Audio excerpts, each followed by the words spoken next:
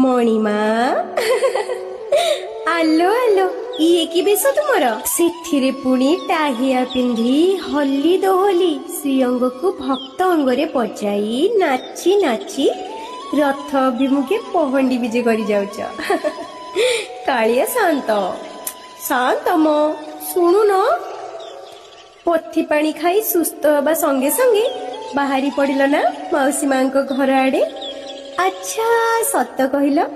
एते दिन अणसर रे थिबा जोगु दर्शन न पाई भक्ते रुसी थिबे बोली श्रीमंदिर रत्न सिंहासन को न जाई सीधा रथावरोहण करिल भक्त मानभंजन पाइना। हाँ हाँ